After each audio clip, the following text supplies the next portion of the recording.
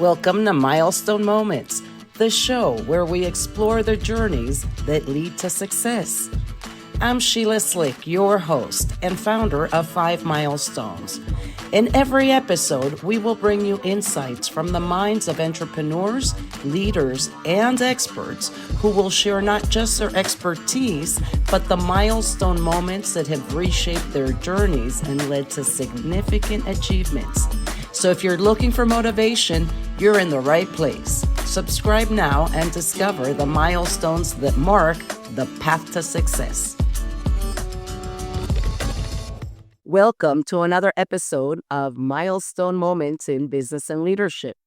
I'm Sheila Slick, your host, and today my guest is Allison Bohen.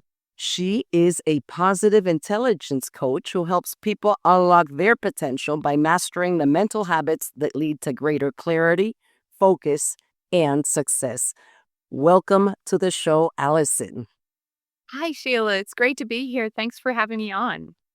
Well, thank you so much for joining me on another episode. I was fascinated after the first one that we had earlier on, and I wanted to reinvite you to talk more about understanding the power of our self-identity and share our stories, and then learn about how those sabotagers get in the way. Yep, absolutely. Getting in the way. It's a great way to talk to frame it.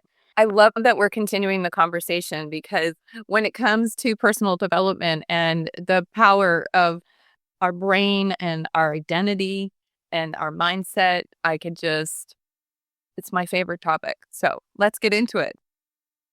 All right. Well, from my perspective, your identity is the foundation upon which everything else is built, right? Like the house, and the house will crumble if you don't have a solid foundation. And your self-identity is something that makes you who you are based on your past experiences, including childhood, which comes up in those exams, and our beliefs, our values. And I believe that we have the power to change that self-identity and reevaluate it every year to make sure that we're living our best life. We absolutely do, Sheila. I agree with you 100%, 1000%. We can change our self-identity. The first step, and this is a tip for listeners in making those changes, is to begin to recognize and become aware of what is the current identity that I have. Because so much of that is automatic. If you've never thought about it before, it just is either something that's been given to you by your family, by a community, by your traits, by your talents. You know, someone who is a talented songwriter and musician. I live outside of Nashville, so that I'm surrounded by that community. Is that their true identity? Is that their true essence? Or is that just an aspect of their identity? So deepening our awareness of what our current belief system is about who we are. And that can be affected by also not only our childhood, our experiences, the work that we've chosen to do, but also by the stage of life that we're in. You and I share a stage of life right now where we are both empty nesters. And so I don't know about you, but for many, many years, my identity was focused around my family. My role as a stay-at-home wife and stay-at-home mother. I homeschooled our children. I mean, that was my total identity, almost to my own detriment. So I had to, when you start to look, you find beautiful things, but sometimes you also find things that need to be worked on. What about you? I agree, and we have a lot in common. That's why I want to continue having you on the episode. I love sharing insights with others because you never know, one of the listeners could get a key takeaway out of our conversation. I think that, yes, when you shift in life, sometimes change is unexpected, sometimes it's planned, and with it comes that growth, that, self-identity, reevaluate not who I was or who I am, but most importantly, who do I want to become moving forward? And I think that happens in different stages of our life. And I think our self-identity also has to do with the different roles, that we've played, because you begin as a daughter, then a student, then a wife. I've been business owner, mentor, mother, and the list can go on. Now, I didn't homeschool, but I got out of my comfort zone. When I was 36 and I had my 3 children, we were living overseas. And that's when the mobile application came out. We didn't have these cell phones when I was in college, or even when I started my second business. Be careful, we're dating ourselves right now, Sheila. Yes, we both lived in a time where there were not cell phones, believe it or not. And then when they came out, they were like flip phones, right? They weren't like the intelligent. Big. Like some of them were like these huge things you held up to your head. So at that time, I was running a jewelry company. We had 4 stores, and it was my mother, my grandmother, and I. I worked with my 2 mentors. That was probably the most rewarding 10 years of my life. But when that little gadget came out and I kept staring at it like, what is it? I ended up reevaluating, what am I doing? How are my children going to learn? This is like the future. And then I got like this little voice in my head saying, it's never too late to learn. So I was 36 and I started looking for a way to learn how to code. And I thought, I'm going to build one of those apps. But you know what that motivator was the role I was in. That role that I played at that moment as mother first was, let me, make sure that my children understand this gadget, and most importantly, how to program it, because at that moment I had a future vision. I thought, even living overseas, these kids need to learn how to do that. What came next wasn't planned, right? It wasn't even part of the vision, but my third company ended up being a mobile application development company. We did 31, and they all began with educational apps. That's incredible. Of meeting powerful women who have gone out into the world and created something that didn't exist before. That's amazing. But I don't know that that's me today, because I don't have a lot of the apps up there. The passion for education stayed. But it was that role at that moment that led me to that opportunity. And reflecting, I'm feeling this way. What can I change? I remember the first time I made a choice like that, and it was back when I was a teen mom, and when my daughter and I were navigating life, and I was a single mom working full time. I had a hunger for more. I wanted success in my life. And to me at the time, I thought success meant getting a degree. So I enrolled in college part-time, because part-time meant I qualified for financial aid. So there I was, a full-time single mom, full-time employee, and a part-time college student. Well, as you can imagine, I was not able to be successful at all 3 of those things at one time. So I saw something had to go, something had to shift. And because getting a degree was attainable in a shorter amount of time, I decided, and of course, being a mother was my forever assignment, the job had to go. So I actually made the decision, and this is long before welfare reform came along, because I don't think it would be possible today. But I quit my job with the intention of going on welfare, leveraging the welfare benefits I could receive as a single young mother so that I could get my college degree. And oh my gosh, it was a very difficult decision, because I had a lot of pride in being a full-time employee.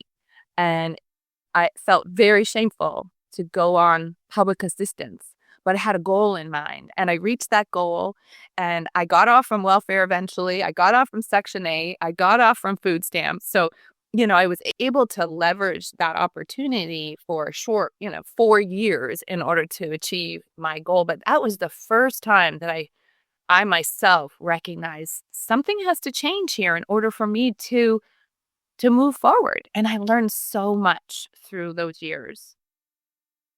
Now, it sounds though it was by choice. sometimes you're faced in that same situation because of external forces. In my situation, my company was thriving. I was like in the peak of my life when something happened out of my control. How did it affect your business, Sheila?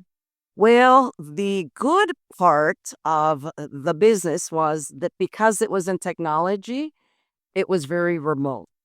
Kind of what happened in COVID, right? If you fast forward, COVID was shocking to a lot of people, and it was just like, this should be the norm. But that challenge, whenever you're faced with it, whether it's because of choice or chance, there's always that challenge of letting go of those old identities. And it's to give yourself room for growth in that next version of yourself. So I agree with you with that self-awareness, right? Start where you're at, acknowledge what you're going through before you're able to set an intention to move forward. And I'll share just some of the questions that I go through every year. And normally I do it around my birthday. I don't know why around my birthday. I just feel that that's the moment to do like my own personal, I call it my personal business plan because I've been an entrepreneur so long that it's got all the sections. Like it's a business plan. This is me. But for you, Sheila, right? Sounds to me like I call it my personal vision and you call it your personal business plan, but it sounds very similar. Well, it goes beyond the vision. It's got financials as well. Oh, mine has financials in it too. Oh, I like that. Yes, because it's like our GPS, right, Sheila? Like if we got in our car and we just started driving, I know at least for me here in Nashville, growing up on a farm in Vermont in a very small rural community, when I came to Nashville, I didn't know how to get anywhere. So in order to know where I need to go in order to get to a certain destination, I have to know where I'm going. And my vision is like that. And so that means I have to know the streets to turn onto, whether I take a right or a left. And those are very specific things. And if I don't create the map of where I want to go, I'm going to end up somewhere. It might not be where I would like to be intentionally, though. So you do it on your birthday. I love that. You're birthing your next steps. It has something to do with the birthday. And I always ask myself, well, what values are guiding my life today? Because our values change. And once again, it goes into the roles that you're playing. And then how do I want to show up in front of the world? That's my outer, not my introspection, which according to your report, I didn't do enough. And that's how I was like, Allison, I think that here I do. I really do. Well, I have to say, Sheila, because you are an entrepreneur, because you're someone who's dedicated to learning and personal development already, when you come into my world, you're already a little more advanced than some people who maybe have never heard of this stuff. So this might be brand new to a listener listening to it right now. So then I also ask, what am I passionate about? What legacy do I want to leave? And that's important because people think, oh, legacy is like my eulogy. No, legacy, you're living it today, right? What you're doing today, the actions today is actually the legacy you are building tomorrow. And then lastly, what fear, this is where I come to terms with it, right? What limiting beliefs are holding me back from becoming that version of myself, at least for the next year. So that helps guide me. Those are such great questions. Those are wonderful questions. And what I love about what you just shared, Sheila, is it really speaks to how whatever it is that you're calling your document, whether it's a personal vision or a personal, what did you call it? A next steps plan. Next personal business plan, next steps plan. It's a living document. So you don't write it once Mhm. and not edit it. It is something that you're going to kind of it's in development, just like we all are. We're all in development. We're all growing. There is no part of existence that doesn't contain an element of growth. So if you look around in nature, you can see the evidence of that. And we are just another part of the whole created universe. So we are growing too, and growing with intentionality and with a dream of who our future self is so powerful. And in my world now, it's so comforting to know that I can do that and I can surround myself with a tribe of people that will support me in that.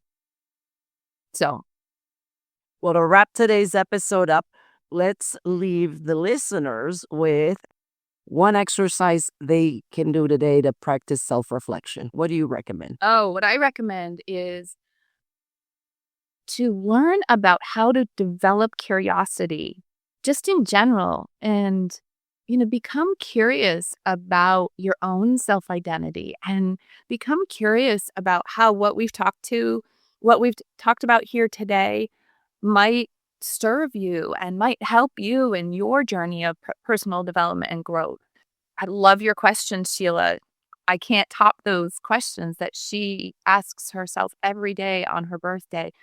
In the positive intelligence world, we call it a childlike perspective, because you know how children, it's like when you're I'm still like this, to be honest. I'm going to confess. If I'm on a beach, it's hard to get me to look up because I am looking at all the amazing shells and all the sand. And that's the kind of curiosity that we want to have about our own selves.